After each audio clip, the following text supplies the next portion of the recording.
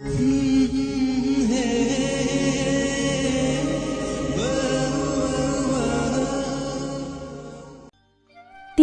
এসে দাঁড়িয়ে গেল অন্তিহা। আরাদ্র অভিধার রুম একেবারে পাশাপাশি। অভিদার রুমে যেতে হলে আরাদ্রের রুম ক্রস করে তারপর যেতে হয়। অন্তিহা সতর্ক দৃষ্টিতে আশেপাশে একবার তাকালো, খুব সাবধানে পায়ের জুতো জোড়া খুলে হাতে নিল। ধুকফুক করার হৃৎপিণ্ড নিয়ে পা টিপে টিপে এগিয়ে গেল। শব্দ করা একেবারেই চলবে না, আরাদ্রের কাছে ধরা পড়লেই ঘোর বিপদ। অভিদার রুমে আসতেই স্বস্তির নিঃশ্বাস নিল অন্তিহা। জুতো জোড়া সাইডে রেখে দরজাটা আলতো করে ভিড়িয়ে দিল। ভালোই ভালোই এসে তো পড়েছে, এখন কাজটা করে ভালোই ভালোই যেতে পারলেই বাঁচে। হোয়াটসঅ্যাপে ঢুকে জিনিসপত্রের লিস্টটার দিকে একবার নজর বুলিয়ে নিল ও। নিঃশব্দে ধীরে ধীরে জিনিসপত্রগুলো একে একে শপিং ব্যাগে ভরতে লাগল। আচমকা দরজা আটকানোর বিকট আওয়াজ ভেসে আসলো। সাথে সাথে অন্তিহার হাত ফসকে ব্যাগটা নিচে পড়ে গেল। ঘাড় ঘুরিয়ে দরজার দিকে তাকাতেই ওর পিলে চমকে গেল। দরজার ঠিক সামনে আরাদ্র দাঁড়িয়ে আছে, ক্রুদ্ধ দৃষ্টিতে তাকিয়ে আছে অন্তিহার দিকে, যেন এখনই কাঁচা চিবিয়ে খাবে ওকে। অন্তিহা ঝটপট ব্যাগটা নিচ থেকে তুলে পিছনে লুকিয়ে ফেলল। আরাদ্র বড় বড় পা ফেলে এগিয়ে আসলো। এখানে কি করছিস? কিচ্ছু না। হাতে ওটা কি? অন্তিয়া ঘাবড়াতে শুরু করল। ঘেমে নিয়ে একাকার হয়ে গেল। তেমন কিছু না, কয়েকদিন আগে আমার কিছু জিনিস ভুলে ফেলে রেখে গিয়েছিলাম, সেগুলোই নিতে এসেছি। কই দেখি। আরাদ্র ব্যাগটা নেওয়ার জন্য হাত বাড়াতেই অন্তিহা ধরপড়িয়ে কয়েক কদম পিছিয়ে গেল। মেয়েলি জিনিসপত্র এগুলো, আপনাকে দেখানো যাবে না। আরাদ্র খানিকটা এগিয়ে গিয়ে অন্তিহার বাহু চেপে ধরে ওকে টান দিল। আকস্মিক ঘটনায় অন্তিহার টাল সামলাতে না পেরে আরাদ্রের বুকে হুমড়ি খেয়ে পড়ল। আরাদ্র হ্যাচকা টানে ব্যাগটা নিজের মুঠোয় নিয়ে নিল। ব্যাগ উল্টে ওটায় থাকা সমস্ত জিনিসপত্র ফ্লোরে ফেলে দিল। দুটো ড্রেস, নোটস, শুজ, ল্যাপটপ আর কিছু স্কিন কেয়ার এবং হেয়ার কেয়ার প্রোডাক্ট। আরাদ্র কটমট করে অন্তিহার দিকে তাকালো। ভয়ে অন্তিহা একদম মিয়ে গেল। আরাদ্র হাঁটু ভেঙে বসল। হেয়ারওয়েলের বোতলটা খুলে তাতে থাকা সমস্ত ওয়েল জিনিসপত্রগুলোতে ছিটিয়ে দিল। অন্তিহা কিছু বুঝতে না পেরে ভ্রু কুঁচকে তাকিয়ে রইল। আরাদ্র বসা থেকে দাঁড়িয়ে পকেট থেকে দেশলাই কাঠি বের করে সমস্ত জিনিসপত্রে আগুন ধরিয়ে দিল। মুহূর্তেই ওগুলো দাও দাও করে জ্বলতে শুরু করল। পুরো রুম ধোঁয়ায় আবৃত হয়ে গেল। অন্তিয়া হতভম্ব হয়ে গেল। বিস্ফোরিত দৃষ্টিতে আরাদ্রর দিকে তাকালো। কি করলেন এটা আরাদ্র ভাই? মানছি অভিদার সাথে আপনার মনোমালিন্য আছে, আপনি ওকে খুব একটা পছন্দ করেন না, কিন্তু তাই বলে এসব করবেন? তোর ভাগ্য ভালো, শুধুমাত্র এই জিনিসগুলোতে আগুন দিয়েছি। নিজে যে এখনো অক্ষত আছিস তার জন্য শুকরিয়া আদায় কর। চোয়াল শক্ত করে কথাটা বলে উঠল আরাদ্র। অন্তিহার মেজাজ খারাপ হয়ে গেল। ইচ্ছে করল আরাদ্রকে কড়া কিছু কথা শুনিয়ে দিতে, কিন্তু সাহস হলো না। ভিতরে ভিতরে রাগে ফুঁসতে লাগল ও। একবার যখন এই ইডিয়েটটা বাড়ি থেকে বের হয়ে গিয়েছে, তখন এই বাড়ির কোনো জিনিসের উপরে ওর কোনো অধিকার নেই। এসব বলার আপনি কে? ভুলে যাবেন না, এই বাড়িকে আপনার যতটুকু অধিকার, অভিধারও ঠিক ততটুকুই অধিকার। এটা ওরও বাড়ি। রিয়েলি? সত্যি যদি এরকমটা হতো, তাহলে এই বাড়ির মানুষের মান সম্মান নিয়েও ছেলেখেলা করতে পারতো না। অভিধা কারো সম্মান নিয়ে ছেলেখেলা করছে না আরাদ্র ভাই। ও শুধু চাচ্ছে ইন্ডিপেন্ডেন্ট হতে, নিজের পায়ে দাঁড়াতে। এতদিন কি অন্য কারো পায়ে দাঁড়িয়েছিল? শোন, ওইসব ফাতরামি করে না কখনো ইন্ডিপেন্ডেন্ট হওয়া যায় না। অন্তিয়ার ধৈর্যের বাঁধ ভেঙে গেল। এগিয়ে এসে ও আরাদ্রের মুখোমুখি দাঁড়ালো। জব করাটা কবে থেকে ফাতরামি হয়ে গেল আরাদ্র ভাই? একটা মেয়ে যে কিনা ফ্যামিলির সাহায্য ছাড়া এই বয়সে কিছু একটা করার চেষ্টা করছে, একটা অসহায় পরিবারের দায়িত্ব নিয়েছে, পাশাপাশি নিজের লেখাপড়াও চালিয়ে যাচ্ছে। কোথায় আপনার উচিত ওকে অ্যাপ্রিসিয়েট করা, অথচ সেটা না করে আপনি সুযোগ পেলেই ওকে অপমান অপদস্থ করছেন। আরাদ্র অবাক হয়ে তাকালো অন্তিহার দিকে। ক্রোধে ও সর্বাঙ্গ কাঁপতে লাগল। অবশ্য আপনাকে এসব বলে লাভ নেই। বাবার টাকায় চলেন, মুখ ফুটে কিছু চাওয়ার আগেই সামনে এসে হাজির হয়ে যায়। ব্যাংক ব্যালেন্সে একটা জিরো কমলেই সাথে সাথে পেমেন্ট হয়ে যায়। আপনার মতো মানুষেরা কখনো কারো স্ট্রাগল বুঝতে পারবে না। অন্তিহা কথাটা বলা মাত্রই আরাদ্র ওর হাতের বাহু চেপে ধরে ওকে নিজের দিকে হ্যাচকা টান মারল। আকস্মিক আক্রমণে অন্তিহা ওর বুকে এসে হুমড়ি খেয়ে পড়ল। আরাদ্র অন্তিহার এক হাত পিছনে নিয়ে মুচড়ে ধরল। সেই অবস্থাতেই ওকে এক টানে নিজের সাথে মিশিয়ে নিল। ওর জন্য এখন তুই আমায় অপমান করছিস? আরাদ্রের কণ্ঠে বিষাদ, চোখে মুখে আগের মতো আর ক্রোধ নেই। কেমন ব্যথার ছাপ সুস্পষ্ট হয়ে উঠেছে। অন্তিয়া দৃষ্টি নত করে নিল। বলার মতো কোনো শব্দই খুঁজে পেল না। ওর হৃৎপিণ্ডের ধুকপুকানি বৃদ্ধি পেল, শ্বাস প্রশ্বাস ঘন হয়ে আসলো। আরাদ্র আরেকটু জোর দিয়ে ওর হাতটা চেপে ধরল। তীব্র ব্যথায় অন্তিহা চোখজোড়া খিচে বন্ধ করে নিল। ব্যথা পাচ্ছি আরাদ্র ভাই। আমিও। অন্তিয়া ফট করে চোখজোড়া খুলে আরাদ্রের দিকে তাকালো। আরাদ্র অপলক দৃষ্টিতে ওর দিকেই তাকিয়ে আছে। অন্তিহার চোখের কোণে অশ্রুকণা চিকচিক করে উঠল। অবশ্যই, ও আমার বেস্ট ফ্রেন্ড এবং আমার ছোট বোন। আর আমি? আমার নজরে আপনি শুধু আমার দা ভাইয়ের ফ্রেন্ড, এর বাইরে কিচ্ছু না। কথাটা বলতে আরাদ্র অন্তিহাকে এক ঝটকায় নিজে থেকে দূরে সরিয়ে দিল। অন্তিহা পড়ে যেতে নিয়েও নিজেকে সামলে নিল। বিস্ফোরিত দৃষ্টিতে আরাদ্রের দিকে তাকালো। চোখে মুখে ক্রোধ নিয়েও ওর দিকেই তাকিয়ে আছে। অন্তিহার কলিজা কেঁপে উঠল। ঝোঁকের বসে বোধহয় একটু বেশিই বলে ফেলেছে। নিজের ভালো চাইলে এখনই বেরিয়ে যা আমার চোখের সামনে থেকে, আমি তোকে সহ্য করতে পারছি না। অন্তিয়া অসহায় দৃষ্টিতে তাকালো। ও ইচ্ছে করে আরাদ্রকে এসব বলেনি, রাগের মাথায় কথাগুলো মুখ ফসকে বেরিয়ে গেছে। অন্তিহাকে দাঁড়িয়ে থাকতে দেখে আরাদ্র এবার চেঁচিয়ে উঠল। দাঁড়িয়েছিস কেন? বের হয়ে যা এখান থেকে। ভুলেও যদি এই বাড়িতে আর পা রেখেছিস তাহলে তোকে আমি খুন করে ফেলবো। অন্তিয়া কেঁপে উঠল। ওর চোখ থেকে টুপ করে বুফোটা পানি গাল গড়িয়ে পড়ল। ওখানে আর এক সেকেন্ডও দাঁড়িয়ে থাকার শক্তি ওর হলো না। দরজা খুলে ছুটেও রুম থেকে বেরিয়ে গেল। অন্তিয়া যেতেই আরাদ্র ধপ করে বেডের উপরে বসে পড়ল। রাগে দুহাত মুষ্ট বন্ধ করে নিল। ও সমস্ত ক্ষোভ গিয়ে পড়ল অভিদার উপরে। প্রথমে মম, তারপর আব্রান, আর এখন অন্তি। আমার সব কাছের মানুষদের তুই একা একা আমার থেকে দূরে সরিয়ে নিচ্ছিস অভিদা। তোকে আমি ছাড়বো না। তোর লাইফ হেল বানানো না অবধি আমার শান্তি নেই। সকাল 9:30 বাজে। আব্রান লাইব্রেরির এক কোণে বইয়ে মুখ গুজে বসে আছে। চোখে মোটা ফ্রেমের চশমা, সিল্কি চুলগুলো এলো হয়ে কপালে পড়ে আছে। চোখজোড়া হালকা ফোলা, রাতে ঘুমায়নি বোধহয়। সামনে থেকে শর্টে দুটো বাটন খোলা, লোমচিন বুকের খানিকটা অংশ দৃশ্যমান। দুহাতের হাতা কোনোই অবধি গোটানো, ভ্রুজোড়া কোচকানো, চেহারায় অদ্ভুত রকমের গাম্ভীর্যতা। সামনে থাকা টেবিলে গাদাখানিক বই। আব্রান একটু পরপর এক একটা বই হাতে নিচ্ছে আর উল্টে পাল্টে দেখছে। আশেপাশে উপস্থিত একাধিক রমণীদের লাজুকময় দৃষ্টি ওর দিকে নিবদ্ধ, কিন্তু ও বরাবরের মতো নির্লিপ্ত, যেন এখানে ও ব্যতীত সবাই অদৃশ্যমান। আচমকা কেউ ঝড়ের গতিতে লাইব্রেরিতে প্রবেশ করল। তার পায়ের কর্কশ শব্দে আব্রান কপাল কোঁচকাল। আশেপাশে উপস্থিত কিছু মেয়েরা বিরক্তিতে মুখ বেঁকালো। ইচ্ছে না থাকা সত্ত্বেও আব্রানের দিক থেকে নিজের দৃষ্টি ঘুরিয়ে নিল। আগন্তুক এগিয়ে এসে টেবিলের অপর পাশে আব্রানের মুখোমুখি দাঁড়াল। আব্রানের তার দিকে তাকানোর প্রয়োজন অবধি পড়ল না।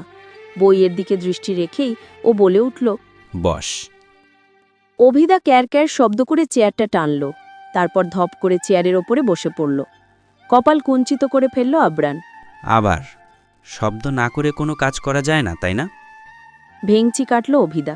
করা যায়, কিন্তু তুমি তো সারাক্ষণ ভাবুকচন্দ্র হয়ে বয়ে মুখ গুজে বসে থাকো। তোমার ধ্যান ভাঙানোর জন্যে বাধ্য হয়ে আমায় এরকম আওয়াজ করে আসতে হয়। না হলে তো কাকতাড়ুয়া সেজে সারাদিন তোমার সমক্ষে ডিস্কো ডান্স দিলেও তুমি আমার উপস্থিতি টের পেতে না। আব্রান হাতে থাকা বইটা সজোরে বন্ধ করল। পূর্ণ দৃষ্টিতে অভিদার দিকে তাকালো। তুই যদি নিঃশ্বাস বন্ধ করেও আমার আশেপাশে আসিস, তাহলেও তোর উপস্থিতি আমি উপলব্ধি করতে পারি। তার জন্যে শয়তানের মতো এরকম কটরমটর শব্দ করার প্রয়োজন নেই। কথাটা শুনে অভিদা মুখ বেঁকালো। বলার মতো কোনো শব্দ না পেয়েও ঠোঁট ফুলিয়ে বসে রইল। নীরবতা ভেঙে আব্রান জিজ্ঞেস করল, ব্রেকফাস্ট করেছিস? উম, কেন? সকাল সকাল কিছু খেতে ইচ্ছা করে না। এই ব্যাপার। তার মানে ফ্রিডম পেয়ে তার অপব্যবহার ভালোই চলছে। অভিদা কিছু বলল না। আব্রান নিজ ব্যাগের চেন খুলে হানি ব্রেডের একটা প্যাকেট বের করল। সেটা অভিদার দিকে বাড়িয়ে দিয়ে বলল, ঝটপট ফিনিশ কর। খাবো না, ইচ্ছে করছে না খেতে। ওকে, তাহলে বের হয়ে যায় এখান থেকে। যে আমার কথা শোনে না তাকে আমি আমার চারপাশেও দেখতে চাই না। অভিদার নাক ছিটকালো। কথাটা বলে আব্রান আবারও বইয়ে মুখ গুজল। অভিদা অসহায় দৃষ্টিতে আব্রানের দিকে তাকালো। আব্রান বইয়ের দিকে দৃষ্টি রেখেই বলল, এরকম পাপি ফেস করে লাভ নেই। ওটা দ্রুত শেষ কর, না হলে এখান থেকে বের হয়ে যা। হতাশ প্রশ্বাস ছাড়ল অভিদা। ইচ্ছে না থাকা সত্ত্বেও প্যাকেট ছিঁড়ে ব্রেডে কামড় বসালো। গরুর জাবর কাটার মতো মুখ বেঁকিয়ে চিবোতে লাগল। আব্রান কোনা চোখে এক পলক তাকালো। অভিদার অবস্থা দেখে মৃদু হাসল। পুনরায় বইয়ের পাতায় দৃষ্টি নিবদ্ধ করে জিজ্ঞেস করল, ভিতরে ঢুকলে কিভাবে? পিছনের প্রাচীর টপকে। কথাটা বলেই জিভ কাটল অভিদা। বুঝতে পারল দুই জায়গায় ভুল কথা বলে ফেলেছে। আব্রানের দিকে ভয়ে ভয়ে তাকিয়ে ক্যাবলাকান্ত মার্কা একটা হাসি দিল। না মানে প্রাচীর টপকে না, পিছনের গেট দিয়ে এসেছি। আব্রান তীক্ষ্ণ দৃষ্টি নিক্ষেপ করল অভিদার দিকে। হাতে থাকা বইটা সজোরে ওর মুখের ওপরে ছুঁড়ে মারল। তোকে এসব করতে বারণ করেছি না? আমার সমস্ত কথাকে আগ্রাহ্য করার স্পেশাল কসম খেয়েছিস তুই। বকছ কেন? এখানে আমার কি দোষ? ওই পেটমোটা সিকিউরিটি গার্ড দুটোই তো আমায় ভিতরে ঢুকতে দিচ্ছিল না, আর আজকে আমার মারামারি করার মুডও ছিল না, তাই প্রাচীর টপকে আসাটাই সঠিক মনে হলো। আবরান খেয়ে ফেলা লোক নিয়ে অভিদার দিকে তাকিয়ে রইল। অভিদা কিউট করে হাসল। এভাবে তাকিও না হাজবেন্ড, আমার লজ্জা লজ্জা লাগে। কানের নিচে একটা দিব, সমস্ত ঢং বের হয়ে যাবে। কিছু না বলতে বলতে এখন দেখি তুই আমার মাথায় উঠে নাচছিস। কঠোর গলায় আবরান কথাটা বলতেই পেছন থেকে কেউ বলে উঠল। যাক, দেরিতে হলো, তাহলে তুই সেটা বুঝতে পেরেছিস। কথার উৎস ধরে আবরান অভিদা দুজনেই তাকালো। ওদের থেকে খানিকটা দূরেই আরাধ্য দাঁড়িয়ে আছে, মাত্রই এসেছে বোধহয়। আরাধ্যকে দেখে অভিদার মেজাজটা বিগড়ে গেল, নিজের দৃষ্টিও অন্যদিকে ঘুরিয়ে নিল। ইচ্ছে করল মেরে আরাধ্যের থোতা মুখ ভোতা করে দিতে, কিন্তু সেটাও করতে পারবে না। আবরানকে প্রমিস করেছে এইচএসসি এক্সামের আগ পর্যন্ত কারো সাথে ও কোনো রকম ঝামেলায় জড়াবে না। আরাধ্যকে পুরোপুরিভাবে ইগনোর করার পরেও আরাধ্য এগিয়ে এসে অভিদার পাশাপাশি দাঁড়ালো। অভিদার দিকে ক্রুদ্ধ দৃষ্টি নিক্ষেপ করে প্রশ্ন ছুড়ল। ক্যাম্পাসে ঢোকার সাহস হলো কিভাবে তোর? তোর বাপের ক্যাম্পাস নাকি এটা যে ভিতরে ঢোকা যাবে না? অভিদা কথাটা বলা মাত্র আরাধ্য ওর কুর্তির কলার চেপে ধরল। How dare you! আমার বাবা তুলে কথা বললি কোন সাহসে? আরাধ্য ঘুষি দেওয়ার জন্য হাতের আঙুলগুলো মুষ্টিবদ্ধ করে নিল। অভিদাকে আঘাত করতে গিয়েও নিজেকে সংযত করে নিল। রাগে ওর দু চোখে রক্ত উঠে গেছে, হাত পা থরথরিয়ে কাঁপছে। আবরান ব্যথিত আশেপাশে উপস্থিত সবাই দাঁড়িয়ে গেল। এর মধ্যে সানান, হৃদান্ত সহ ওদের অন্যান্য বন্ধুরা ওখানে এসে হাজির হলো। আরাধ্য থেমে গেলেও অভিদা থামল না। শরীরের সর্বশক্তি দিয়ে আচমকায় আরাধ্যর মুখ বরাবর একটা ঘুষি মারল। সবাই হতবম্ব হয়ে গেল। আবরানের মেজাজ খারাপ হয়ে গেল। দুদিন পরপর এদের এসব অ্যাকশন মুভি দেখতে দেখতে ক্লান্তও। আঘাতের জায়গায় আরাধ্য বুড়ো আঙুল স্পর্শ করতেই আঙুলটা রক্তে মাখামাখি হয়ে গেল। ওর নিচের ঠোঁটটা কেটে ব্লিডিং হচ্ছে। সবার অগোচরে ঠোঁট ব্যাকিয়ে হাসলো। মিশন সাকসেসফুল, যেটা চেয়েছিল সেটাই হয়েছে। আরাধ্য ঝাড়া মেরে অভিদার কলার থেকে নিজের হাতটা ছাড়িয়ে নিল। অভিদা পড়ে নিয়েও নিজেকে সামলে নিল। পাশ থেকে আরাধ্যর একজন বন্ধু ক্রোধিত স্বরে বলে উঠল, এই মেয়েটা যখনই এখানে আসে তখনই কোনো না কোনো ঝামেলা পাকায়। আমি বুঝতে পারি না, সিকিউরিটি গার্ডদের এতবার সতর্ক করার পরেও তারা ওকে ভিতরে ঢুকতে দেয় কোন আক্কেলে? কথাটা বলে ছেলেটা সোজা এসে অভিদার হাত চেপে ধরল। এই মেয়ে, বের হয়ে এখান থেকে। আর কখনো যদি আমাদের ক্যাম্পাসের আশেপাশেও পা রেখেছো তাহলে তোমাকে আমি... ঠিক এইটুকু বলতেই অভিদা ওকেও একটা ঘুষি মারল। ওর হাতের মুঠো থেকে এক ঝটকায় নিজের হাত ছাড়িয়ে নিল। কিন্তু ছেলেটা আরাধ্যর মতো দমে গেল না, উল্টে ক্রোধে ফেটে পড়ল। অভিদাকে মারার জন্যে তেড়ে আসলো। আবরান ঝড়ের গতিতে ছুটে এসে অভিদার সমুচ্ছে দাঁড়িয়ে পড়ল। আবরান, সরসামে থেকে। এতদিন অনেক সহ্য করেছি ওকে। আজ ওই মেয়েকে আমার হাত থেকে কেউ বাঁচাতে পারবে না। আবরান তাচ্ছিল হাসল।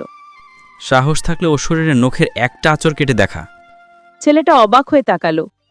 নিজ চোখে দেখলি ও আমাকে আর আরাদ্রকে আঘাত করেছে, তারপরেও তুই ওর সাইড নিচ্ছিস?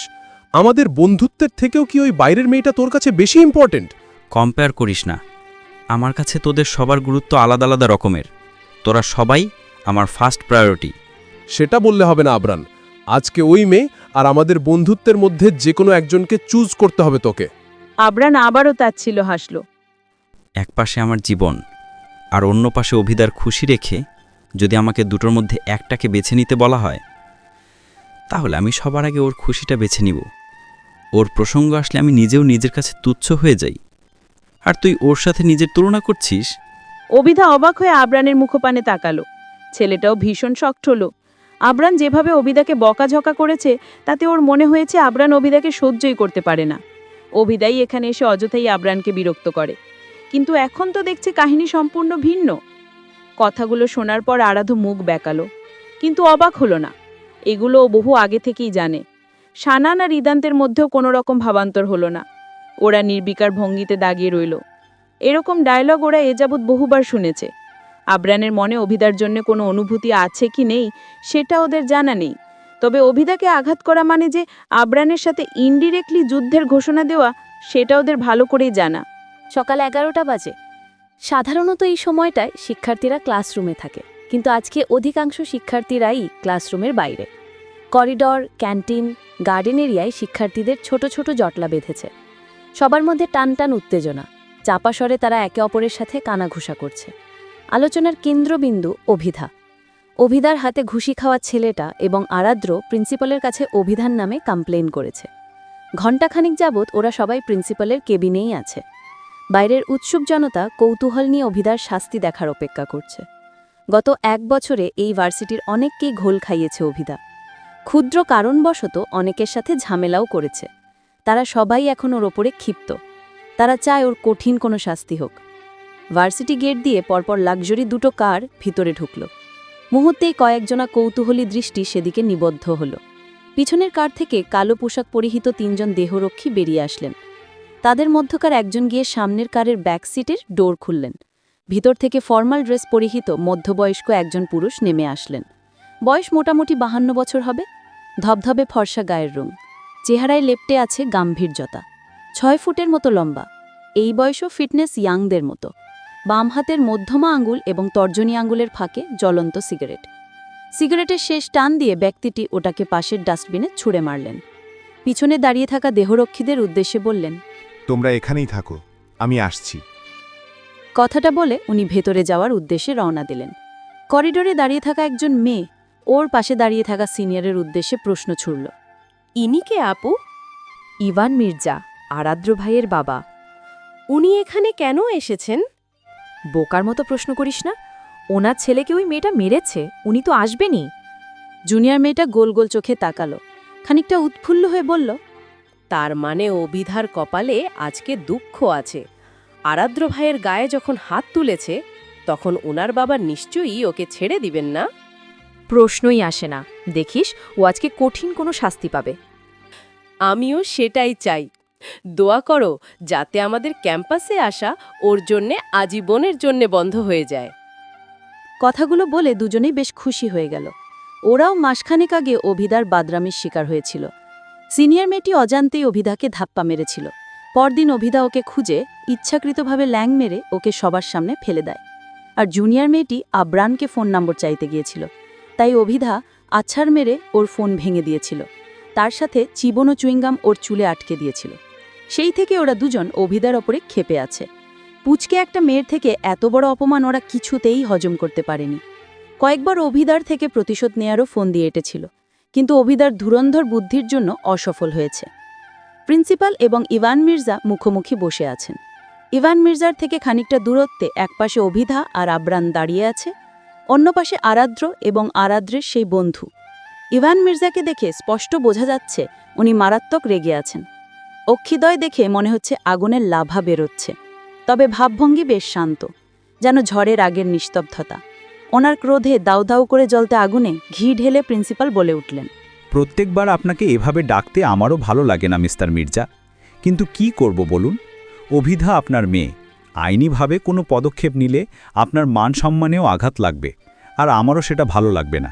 তাই বাধ্য হয়ে আপনাকে প্রতিবার এভাবে ডাকতে হয়। ওনার কথার প্রত্যুত্তরে ইভান মির্জা টু শব্দও করলেন না। অভিধাও নির্লিপ্ত ভঙ্গিতে দাঁড়িয়ে রইল। ও জানে এরপর ঠিক কি হতে চলেছে। এর আগেও বহুবার ওর সাথে এমন ঘটনা ঘটেছে, তাই এসব নিয়ে ওর এখন আর তেমন মাথা ব্যথা নেই। অরাধ্র ভীষণ ডিসেন্ট এবং সব ক্ষেত্রে পারফেক্ট। লেখাপড়া, স্পোর্টস, প্রত্যেকটা বিষয় ও দক্ষ। ওকে দেখলেই বোঝা যায় ও আপনার আদর্শ ছেলে। কিন্তু আপনার মেয়েটা এমন কেন বুঝি না। এখনও অভিধা ইন্টারমিডিয়েট শেষ করতে পারেনি, অথচ ভার্সিটি ক্যাম্পাসে এসে স্টুডেন্ট থেকে প্রফেসর সবাইকে ডিস্টার্ব করে। ও এখনও এখানে স্টুডেন্ট হতে পারেনি, অথচ এখানে অলরেডি নিজের একটা ব্যাড ইমেজ তৈরি করে ফেলেছে। এরকম চলতে থাকলে ওর এই ভার্সিটিতে চান্স পাওয়ার কোনো সম্ভাবনাই নেই। অভিধা চটে গেল। আপনার এই চুলমার্কা ভার্সিটিতে পড়ার জন্য আমি বসেও নি। এখানে যারা পড়ে এবং যারা পড়ায় সবগুলোই ছাগলের 4 নম্বর বাচ্চা। এই ছাগলদের দলের নাম লেখানোর কোনো ইচ্ছেই অভিধান নেই। কথাটা বলা মাত্রই ইভান মির্জা ঝড়ের গতিতে ছুটে এসে ওর গালে চড় বসিয়ে দিলেন। চড়ের আওয়াজে প্রিন্সিপাল কেঁপে উঠলেন। আরাদ্র ক্রূর হাসল। আব্রান চোখ জোড়া বন্ধ করে তপ্ত প্রশ্বাস ছাড়ল। যেটার আশঙ্কা করেছিল সেটাই হয়েছে। অভিধা গালে হাত দিয়ে তাকালো ইভান মির্জার দিকে। লাস্টবার যেই থাপ্পড়টা মেরেছিলে সেটার থেকে এটা অনেক স্লো। তুমি কি অসুস্থ, নাকি বয়স বাড়ার সাথে সাথে তোমার শরীরের সমস্ত শক্তি বিলুপ্ত হয়ে গেছে মিস্টার ডেন্ট? কথাটা কর্ণগোচর হতেই ইভান মির্জা শরীরের সর্বশক্তি দিয়ে ওর গালে আরেকটা চড় বসিয়ে দিলেন। তৎক্ষণাৎ অভিধা হুমড়ি খেয়ে ফ্লোরে পড়ে গেল। ওর চোখের সামনে সবকিছু ঘোলাটে হয়ে আসলো। গাল এমনভাবে জ্বলতে লাগলো মনে হলো অ্যাসিড ঢেলে দেওয়া হয়েছে। তবুও দমে গেল না।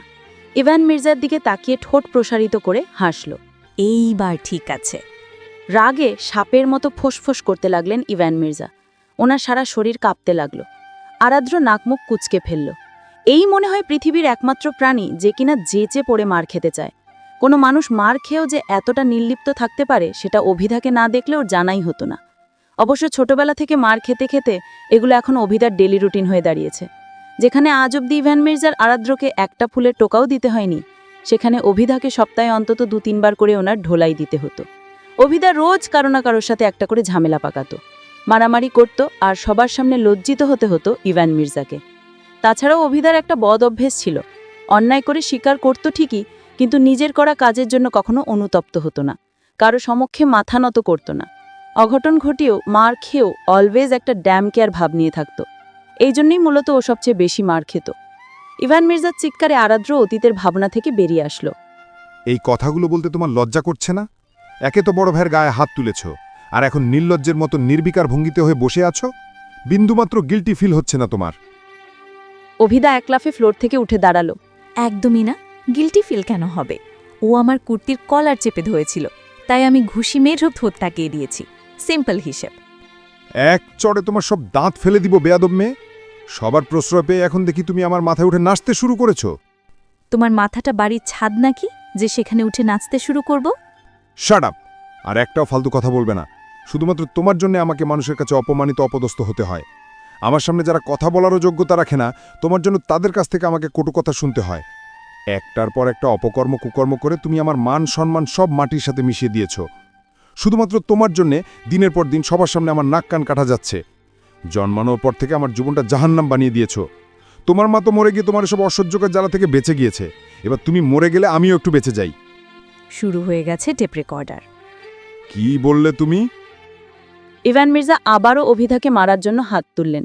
থাপ্পড়টা গালে পড়ার আগেই আবরান এগিয়ে এসে ওনার হাত চেপে ধরল। ইভান মির্জা অগ্নিদৃষ্টিতে আবরানের দিকে তাকালো। দোষটা আসলে আমার আঙ্কেল। আমি ওখানে উপস্থিত ছিলাম, তাও অভিধাকে থামানোর চেষ্টা করিনি। আম সরি আঙ্কেল, আম এক্সট্রিমলি সরি। আমার কেয়ারলেসির জন্যই এসব হয়েছে। আপনাদের যেই পানিশমেন্ট দেওয়ার আমাকে দিন, আমি মাথা পেতে নেব। আজব তো, তুমি কেন সরি বলছো? যা করার আমি করেছি, তোমায় কেন ওনারা পানিশমেন্ট দিবে? কথাটা বলা মাত্রই আবরান ঘাড় ঘুরিয়ে ক্রুদ্ধ দৃষ্টিতে ওর দিকে তাকালো। Will you shut up please? আমি আঙ্কেলের সাথে কথা বলছি, তোর সাথে না। মাঝখানে একদম কিছু বলতে আসবি না। অভিধা বিরক্ত হল। আবরানের এই এক বাজে অভ্যেস, যখনই অভিধা কোনো ঝামেলা ঘটায় তখনই আবরান এসে তার সমস্ত দায়ভার নিজের কাঁধে নিয়ে নেয়। এই জিনিসগুলো অভিধার একদম পছন্দ না। ওর জন্য আবরানকে কেউ ছোট করুক সেটা ও কখনোই চায় না। ইভান মির্জা নিজের ক্রোধটাকে খানিকটা শান্ত করলেন। ফোঁস করে কয়েকবার শ্বাস প্রশ্বাস ত্যাগ করলেন। ওর দোষ নিজের কাঁধে নিয়ে ওর অন্যায়গুলোকে প্রশ্রয় দিও না ব্রান। একবার তাকিয়ে দেখো ওর দিকে। এত বড় একটা সিন ক্রিয়েট করার পরে ওর মধ্যে বিন্দুমাত্র অনুশোচনা নেই। বড় ভাইয়ের গায়ে হাত তোলার মতো জঘন্য অন্যায় করেও একটাবার সরি পর্যন্ত বলার প্রয়োজন বোধ করেনি। উল্টে অসভ্যের মতো এখানে দাঁড়িয়ে আমার সাথে তর্ক করছে। আবরান দৃষ্টি নত করে ইভান মির্জার বলা কথাগুলো শুনল। প্রত্যুত্তরে কিছু না বলে তৎক্ষণাৎ এগিয়ে গিয়ে অভিধার হাতের কবজি চেপে ধরল। ওকে টেনে নিয়ে গিয়ে আরাদ্রের মুখোমুখি দাঁড় করালো। অভি, আরাদ্রকে সরি বল। পারবো না। শেষবারের মতো বলছি অভি, সরি বল ওকে। অভিধা তীক্ষ্ণ দৃষ্টিতে তাকালো আরাদ্রের দিকে। আরাদ্রের ঠোঁটের কোণে লেপ্টে আছে শয়তানি হাসি। অবশেষে ওর উদ্দেশ্য পূরণ হতে যাচ্ছে। এটাই তো চেয়েছিল ও। অভিধা আচমকাই আরাদ্রের দিকে থু মারল। একদলা থুতু গিয়ে আরাদ্রের গলায় পড়ল। নাক মুখ কুচকে ফেলল আরাদ্র। ওখানে উপস্থিত সবাই হতবম্ব হয়ে গেল। আবরান রেগে কিছু বলতে যাবে, তার আগেই অভিধা ওর হাতে কামড় বসিয়ে দিল। আকস্মিক আক্রমণের জন্য আবরান প্রস্তুত না থাকায় হচকচিয়ে উঠে অভিদার হাতটা ছেড়ে দিল। সাথে সাথে অভিদা দৌড় মারল। দরজা খুলে বের হতে হতে উচ্চস্বরে বলে উঠল, দরকার হলে রাস্তায় গিয়ে কুত্তার পা ধরে ঝুলে থাকব, তাও ওই শয়তানটাকে সরি বলবো না। ইভান মির্জা ধপ করে চেয়ারের উপরে বসে পড়লেন। হতাশায় মাথার চুলগুলো খামচে ধরলেন। এটা মেয়ে নাকি অন্য কিছু? এই রকম অসভ্য মেয়ে আমি জীবনে দেখিনি। ইভান মির্জা ক্রোধিত দৃষ্টিতে প্রিন্সিপালের দিকে তাকালেন। পকেট থেকে সাইন করা একটা চেক বের করে লোকটার দিকে ছুঁড়ে মারলেন। এটা নিন আর নিজের মুখটা বন্ধ রাখুন। আমার মেয়েকে নিয়ে এসব বলার দুঃসাহস দ্বিতীয়বার দেখাবেন না। প্রিন্সিপাল দমে গেলেন। ইভান মির্জা বসা থেকে উঠে এগিয়ে গিয়ে সেই ছেলেটার মুখোমুখি দাঁড়ালেন। পকেট থেকে টাকার একটা বান্ডেল বের করে ছেলেটার দিকে বাড়িয়ে দিলেন। অভিদা যেটা করেছে তার জন্য আমি অত্যন্ত দুঃখিত। এইটা রাখো, ভবিষ্যতে তোমার কাজে দিবে। ছেলেটা মুচকি হেসে টাকাটা ফিরিয়ে দিল। এইসবের দরকার নেই আঙ্কেল, আমি জানতাম না অভিদা আপনার মেয়ে। আমি তো ভেবেছিলাম ও আরাধ্র আর আবরানকে ডিস্টার্ব করার জন্য এখানে আসে, তাই ওর সাথে একটু ঝামেলা করতে গিয়েছিলাম। যদি জানতাম ও আরাধ্রের বোন, তাহলে এই কাজ ভুলেও করতাম না। আরাত্র ভ্রু কুচকে তাকালো। কিন্তু ও তো তোর গায়ে হাত তুলেছে। তাতে কি হয়েছে? অভিধা তোর বোন মানে আমারও বোন, আর ছোট বোন হয়ে বড় ভাইকে একটু আধটু মারতেই পারে, এইটুকু অধিকার ওর আছে। ডোন্ট ওয়ারি, আমি কিছু মনে করিনি। ইভান মির্জা আলতো হেসে ছেলেটার কাঁধে হাত রাখলেন। এখানে যখন এসেছিলেন তখন ছেলেটার উপরে উনি যথেষ্ট বিরক্ত ছিলেন, কিন্তু এখন বুঝতে পারছেন এই ছেলেটা একটু বেশিই ভালো। আরাদ্র মুখ বেঁকালো, পকেট থেকে রুমাল বের করে নাক কুচকে ঘাড়টা মুছে নিল। রাগে শরীর রি রি করে উঠল ওর। আমার আশেপাশেই দুনিয়ার সমস্ত মহান মানুষদের বসবাস। এদের কথাবার্তা শুনলে মনে হয় একমাত্র আমি এই দুনিয়ার সবচেয়ে বড় পাপিষ্ট ব্যক্তি। প্যাচার মতো মুখ বানিয়ে ক্যান্টিনের এক কোণে বসে আছে অভিধা। বেশ অনেকক্ষণ যাবৎ 3 জোড়া গোল গোল চোখ ওকেই দেখে যাচ্ছে। ওর দুগালে 5-5-10 আঙ্গুলের ছাপ সুস্পষ্ট। 3 মানবীর বিচলিত দৃষ্টি ওর সেই আঘাতপ্রাপ্ত গালের দিকেই নিবদ্ধ। নীরবতা ভেঙে অদ্রিক ক্ষিপ্তস্বরে বলে উঠল, এডির ওপরে মাঝে মধ্যে আমার মারাত্মক রাগ হয়। নেহাতি ব্যাটা বয়সে আমার থেকে অনেকটা বড়, না হলে ওর জামা কাপড় খুলে ওকে পচা ডোবায় চুবানি দিতাম। স্রোত টেবিলের নিচ থেকে অদ্রিকের পায়ে লাথি মারল। চুপ কর শালা, এসব যদি ওই হিটলার শুনতে পায় তাহলে তোকে উলঙ্গ বানিয়ে পুরো শহরে দৌড় করাবে। অদ্রিক গলা খ্যাক্কানি দিল। খুব একটা ভুল কথা বলেনি স্রোত, আরাদ্রের দ্বারা সবই সম্ভব। কথা ঘুরিয়ে ও অভিধার উদ্দেশ্যে প্রশ্ন ছড়ল, তো কি সিদ্ধান্ত নিলি তুই? বড় কুকুরের পা ধরে ঝুলবি নাকি বাচ্চা কুকুরের? অভিধা কটমট করে তাকালো। ভাবতেছি সবার আগে তোর পাটাই ধরব, তুই তো কুত্তা বংশেরই সদস্য, তোর পা ধরলেই হয়ে যাবে। অন্তিহা আর স্রোত হোঁ হোঁ করে হেসে উঠল। অদ্রিক তীক্ষ্ণ দৃষ্টিতে অভিধার দিকে তাকালো। হঠাৎই পাশ থেকে কেউ বলে উঠল, তোমরা কি নিয়ে কথা বলছো? পরিচিত কণ্ঠস্বর শুনে সবাই ঘাড় ঘুরিয়ে তাকালো। ওদের থেকে খানিকটা দূরেই বন্যা দাঁড়িয়ে আছে। পরনে সব সময়ের মতোই এক্সপেন্সিভ ওয়েস্টার্ন ড্রেস, হাতে ব্র্যান্ডেড ব্যাগ, পায়ে ব্র্যান্ডেড হিল, কালার করা চুলগুলো ছেড়ে রাখা। ওদের বন্ধু মহলের সবচেয়ে সুন্দর এবং পরিপাটি হল বন্যা। অবশ্য বন্যা ওদের ফ্রেন্ড না, বন্যার সাথে ওদের পরিচয় হয়েছে স্রোতের মাধ্যমে। অন্তিহা, অভিধা, অদ্রিক ওদের বন্ধুত্বের সূচনা যে ছোটবেলায় শুরু হয়েছিল। ওরা 3 জন প্রাথমিক মাধ্যমিক একই স্থান থেকে দিয়েছে এবং একসাথে একই কলেজে ভর্তি হয়েছে। স্রোতের সাথে ওদের পরিচয়টা কলেজে ভর্তি হওয়ার পরপরই হয়েছিল। 4 জনের দিনগুলো বেশ ভালোভাবেই কেটে যাচ্ছিল, কিন্তু এই যে একটা প্রবাদ বাক্য আছে, সুখে থাকলে ভূতে কিলায়, স্রোতের অবস্থাও তেমন হয়েছিল। সুন্দরী স্টাইলিশ বন্যাকে দেখে তিনি ঝপাং করে একদিন বন্যার প্রেমে পড়ে যান এবং তার পরদিনই বন্যাকে প্রপোজ করে বসে। স্রোত দেখতে সুদর্শন, তাই বন্যাও তৎক্ষণাৎ ওর প্রপোজাল অ্যাকসেপ্ট করে নেয়।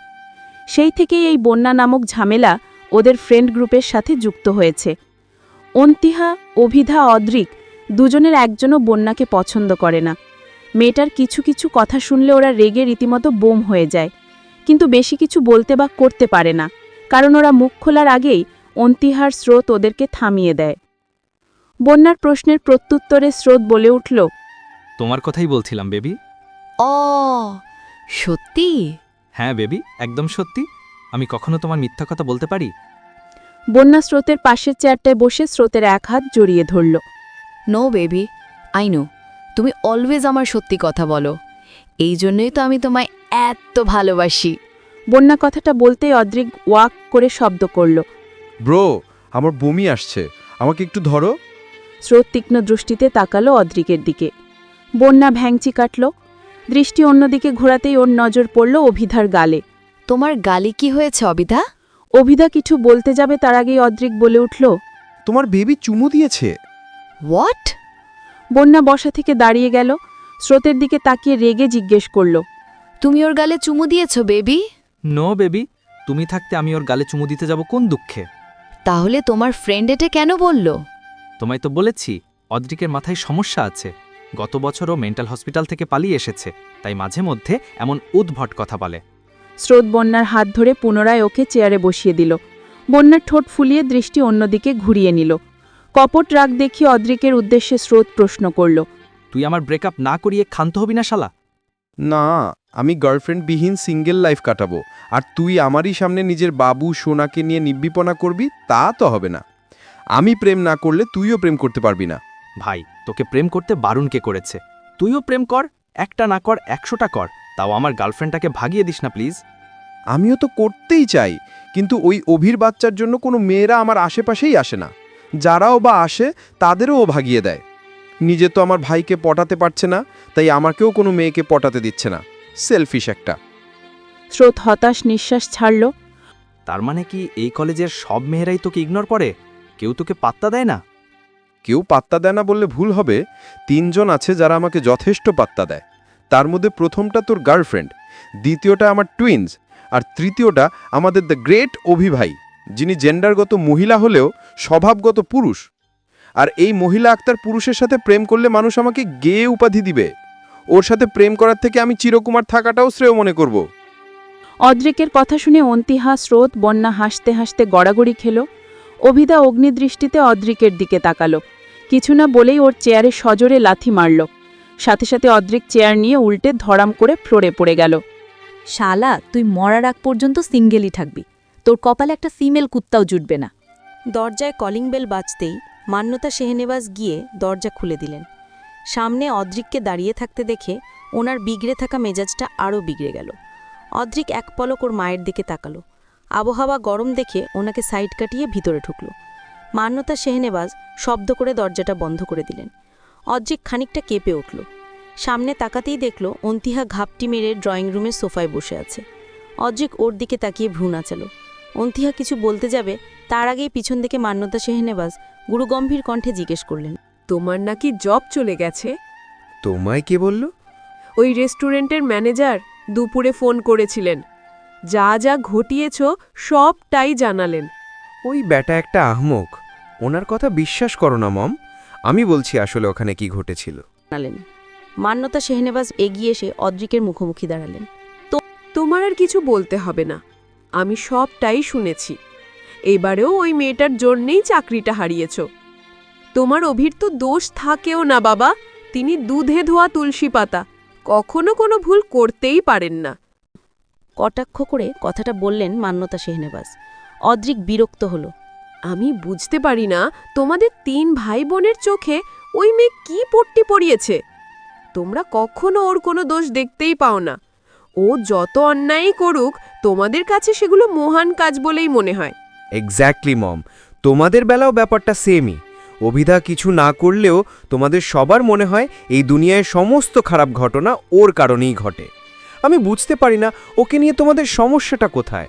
ও তোমাদের কি এমন ক্ষতি করেছে যার জন্য তোমরা ওকে সহ্যই করতে পারো না? মান্যতা শেহনেবাজ অগ্নিদৃষ্টিতে এক পলক অদ্রিকের দিকে তাকালেন। পরক্ষণই বড় বড় পা ফেলে নিচতলারই একটা রুমে ঢুকে গেলেন। অদ্রিক কোমরে হাত দিয়ে রাগে ফোঁস করতে লাগল। অন্ধিয়া ছুটে আসলো ওর দিকে। প্লিজ ভাই, আম্মুর সাথে ঝামেলা করিস না। আম্মুর মন মেজাজ আজকে এমনিই ভালো নেই। প্লিজ তুই উপরে চলে যা, আমি আম্মুকে সামলাচ্ছি। অদ্রিক এক পাও নড়ল না। অন্ধিয়ার কোনো কথার প্রত্যুত্তরও করল না, ঠাই নিজের জায়গায় দাঁড়িয়ে রইল। এর মধ্যেই মান্যতা শেহনেবাজ হুইল চেয়ারে বসা একজন ব্যক্তিকে নিয়ে ওখানে এসে হাজির হলেন। ব্যক্তিটির হাত পা স্থির, ঘাড়টা একদিকে বেঁকানো, ঠোঁটটাও একপাশে বেঁকানো, মুখ দিয়ে লালা পড়ছে। দেখেই বোঝা যাচ্ছে উনি প্যারালিসিসে আক্রান্ত পেশেন্ট। মান্যতা শেহনেবাজ ব্যক্তিটিকে নিয়ে এসে অদ্রিকের মুখোমুখি রাখলেন। জিজ্ঞেস করেছিলে না ওই মেয়ে আমার কি ক্ষতি করেছে? এই ক্ষতি করেছে, আমার স্বামীকে আজীবনের জন্য পঙ্গু বানিয়ে দিয়েছে, আমার ছেলে মেয়েদের জীবনটা শেষ করে দিয়েছে। যেই বয়সে আমার ছেলে মেয়েদের ক্যারিয়ার নিয়ে ভাবার কথা ছিল, সেই বয়সে তাদের সংসার চালানোর জন্য রোজগার করতে হচ্ছে। ওই মেয়েটা আমার পুরো পরিবারটাকে শেষ করে দিয়েছে। ওটা একটা অ্যাক্সিডেন্ট ছিল মম, ওখানে অভিদার কোনো দোষ ছিল না। ও নিজেও ওই দুর্ঘটনার শিকার হয়েছিল। তোমার তো শুকরিয়া করা উচিত যে ও এখনো সই সলামত আছে। সেদিন যদি পাপা ওকে না বাঁচাত, তাহলে ওর অবস্থাও আজকে পাপার মতোই হতো। ভালোই হতো, ওর যদি এই অবস্থা হতো তাহলে আমি সবচেয়ে বেশি খুশি হতাম। আর যদি একেবারে মরে যেত তাহলে আমার কলিজাটা একটু ঠান্ডা হতো। কথাটা বলতে বলতে মান্যতা শেহনেবাজের দৃষ্টি গেল সিঁড়ির দিকে। চোখ মুখ শক্ত করে সেখানে আবরান দাঁড়িয়ে আছে। মান্যতা শেহনেবাজ থমকে গেলেন। আবরান বড় বড় পা ফেলে এগিয়ে এসে ওর মায়ের মুখোমুখি দাঁড়ালো। এরকম কথা আর কখনো বলবে না মম, আমি পছন্দ করি না। পাপার সাথে যেটা হয়েছে তার জন্যে কারা দায়ী সেটা তুমিও ভালো করেই জানো। অযথা ওই বাচ্চা মেয়েটাকে ব্লেম করো না, আমার এসব ভালো লাগে না। মান্যতা শেহনেবাজের রাগটা যেন আরও বেড়ে গেল। ঠিক আছে, তোমাদের অভিধয়তই যখন ভালো, তখন ওকে নিয়ে আমি আর কোনো শব্দই উচ্চারণ করব না। কিন্তু একটা কথা মনে রেখো, আমাদের এই সংসারটা তোমাদের 3 জনের ইনকামে টিকে আছে। তাই এমন কিছু করো না যাতে শেষ সম্বলটুকু হারিয়ে আমাদের রাস্তায় নামতে হয়। কথাটা বলে মান্যতা শেহনেবাজ ফারহান শেহনেবাজকে নিয়ে ওনাদের রুমে চলে গেলেন। আবরান দীর্ঘশ্বাস ফেলল। শার্টের হাতা ফোল্ড করতে করতে সামনের দিকে হাঁটা দিল। এই সন্ধ্যার সময় কোথায় যাচ্ছ দা ভাই? অভিকে আনতে যাচ্ছি। তোমার কি মনে হয় ও ফিরে আসবে? জানি না। ইভান আঙ্কেল আরাধ্রকে বলেছে আজকের রাতের মধ্যে যেভাবে হোক অভিকে ওখান থেকে নিয়ে আসতে। আরাধ্র যাচ্ছে ওকে আনতে, কিন্তু আমি আরাধ্রকে একদমই ভরসা করতে পারছি না। এমনি ওর মাথা গরম, তার উপরও মুখ চালায় কম, হাত পা চালায় বেশি। অন্তিহা চিন্তায় পড়ে গেল। আমি আসি তোমাদের সাথে? আবরান খানিকক্ষণ সময় নিয়ে কিছু একটা ভাবল। আয়।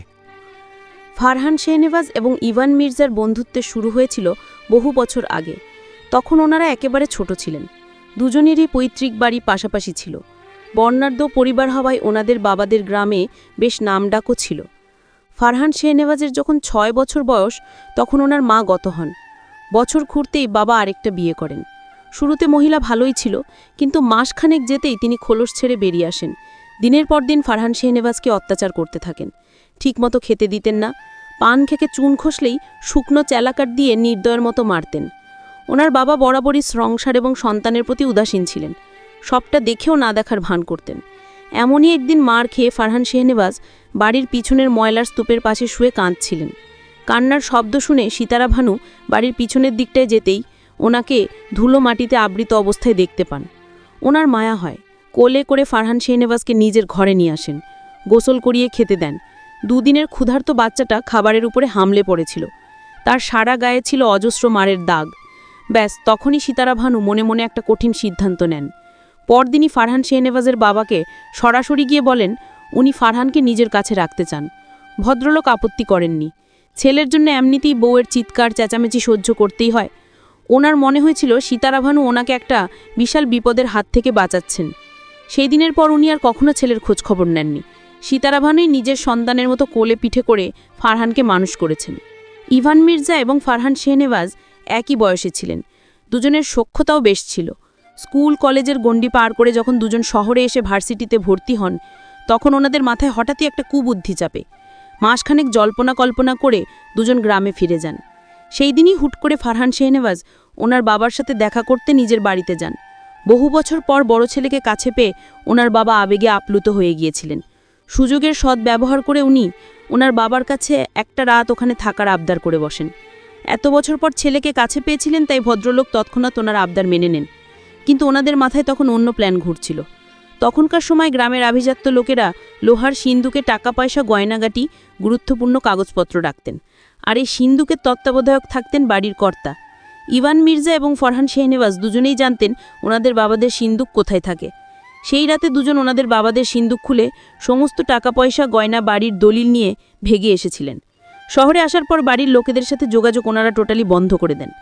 গয়নাগুলো বন্ধক রেখে সেখান থেকে পাওয়া ক্যাশ এবং চুরি করা ক্যাশ দিয়ে কাপড়ের ব্যবসা শুরু করেন। তারপর মাসখানেক যেতেই দলিলগুলো জিম্মি দিয়ে বেশ মোটা অঙ্কের টাকা লোন করেন। শুরুতে ওনারা যথেষ্ট দ্বিধাদ্বন্দ্বে ছিলেন। ভেবেছিলেন পরিবারকে ধোঁকা দিয়ে কখনো নিজেদের লক্ষ্যে পৌঁছতে পারবেন না। এটাও ভেবে রেখেছিলেন অসফল হলে জীবনে কখনো পরিবারকে মুখ দেখাবেন না। কিন্তু সময়ের ব্যবধানে ওনাদের কনফিডেন্স বাড়ল। ছোট কাপড়ের দোকান থেকে একসময় ওনারা একটা কাপড়ের ব্র্যান্ডের ওনার হয়ে গেলেন। পরিবারের লোকদের শোধ দিয়েছিলেন। শুরুতে সবাই ওনাদের উপরে রেগে থাকলেও দীর্ঘ সময় পর ওনাদের সাক্ষাৎ পেয়ে তাদের সমস্ত রাগ উবে গিয়েছিল। ওনাদের সাফল্যেই সবচেয়ে বেশি খুশি হয়েছিলেন সিতারা ভানু। ফারহান শেহনেওয়াজ এবং ইভান মির্জা যখন প্রথম বাড়ি বানান তখন দুজনেই দুটো বাড়ির দলিল সিতারা ভানুর নামে লিখে দেন। মির্জা নীর এবং শেহনেওয়াজ নিবাস বর্তমানে এই দুটো বাড়ির মালিকানা সিতারা ভানুর কাছে। দিনগুলো ভালোই কাটছিল। টাকা সম্পত্তি বাড়ার সাথে সাথে ফারহান শেহনেওয়াজ ওনার সৎ মা সৎ ভাইদের কাছে অত্যন্ত প্রিয় হয়ে উঠেছিলেন। এমনিতে উনি যথেষ্ট বুদ্ধিমান মানুষ ছিলেন, কিন্তু ওনার সাথে এত অন্যায় করার পরেও তাদের প্রতি ওনার আলাদা একটা টান ছিল। তবে ফারহানের লাইফের সমস্ত গুরুত্বপূর্ণ সিদ্ধান্ত সিতারা ভানুই নিতেন। ধীরে ধীরে শেহনেওয়াজ নিবাসে ফারহানের মা ভাইদের আনাগোনা বাড়তে থাকে। অবস্থা বেগতিক দেখে সিতারা ভানু ফারহান শেহনেওয়াজের বিয়ে দেওয়ার সিদ্ধান্ত নেন। ভেবেছিলেন বাড়িতে বউ আসলে সে সংসার সামলাবে, আর ওই মহিলা ঘরবাড়ি দেখাশোনা করার নাম করে বারবার শেহনেওয়াজ নিবাসে আসতে পারবে না। পরিকল্পনা মোতাবেক মাসখানেকের মধ্যেই মান্যতাকে ফারহান শেহনেওয়াজের বউ করে নিয়ে আসেন। সিতারা ভানু নিজে পছন্দ করেছিলেন মান্যতা শেহনেওয়াজকে। ফারহানের সৎমা ওনার সিদ্ধান্তের উপরে টু শব্দ করারও দুঃসাহস দেখায়নি। সিতারা ভানুর পরিকল্পনা কাজে লেগেছিল। মান্যতা শেহনেওয়াজ ওই বাড়িতে আসার পর ওনার শাশুড়ি এবং দেবরদের উপদ্রব ওই বাড়ি থেকে কমে যায়। মান্যতার বয়স তখন খুবই অল্প ছিল, তবুও উনি নিপুণতার সাথে নিজের সংসারের হাল ধরেছিলেন। ওনাদের বিয়ের 1 বছরের মাথায় ইভান মির্জার বাবা পরলোক গমন করেন। সিতারা ভানু গ্রাম ছেড়ে বড় ছেলে আর ছেলের বউকে নিয়ে মির্জা নীরে চলে আসেন। তখন ইভান মির্জা খুব একটা মির্জা নীরে থাকতেন না। গোটা কয়েক হাউসহেল্পরা মিলে মির্জা নীরের পরিচর্যা করতেন। স্বামীর মৃত্যুর পর সিতারা ভানু ভীষণভাবে ভেঙে পড়েছিলেন। ওই বাড়িতে থাকা ওনার জন্যে মুশকিল হয়ে গিয়েছিল। তাই ইভান মির্জাই ওনাকে অনুরোধ করেছিলেন নিজের বাড়িতে আসার জন্যে। মান্যতা শেহনেওয়াজ যখন প্রথমবারের মতো নিজের প্রেগন্যান্সির খবর জানতে পারলেন, তার 1 মাসের মাথায় ওনার শ্বশুরের মৃত্যু হল। তখন মান্যতাকে দেখাশোনা করার জন্য নিজস্ব লোকের প্রয়োজন ছিল। সিতারা ভানুয়া অসুস্থ ছিলেন, তাই সেই সুযোগে ফারহান শেহনেওয়াজের মা মান্যতাকে দেখাশোনা করার অজুহাতে পুনরায় শেহনেওয়াজ নিবাসে আসেন। ধীরে ধীরে ওনার ছেলেমেয়ে এবং নিজেদের সমস্ত জিনিসপত্র গ্রাম থেকে ওই বাড়িতে শিফট করেন। বলেন, স্বামীর মৃত্যুর পর গ্রামে ওনাদের মন টিকছে না, তাই ওনারাও মান্যতা এবং ফারহানের সাথে শেহনেওয়াজ নিবাসে থাকতে চান।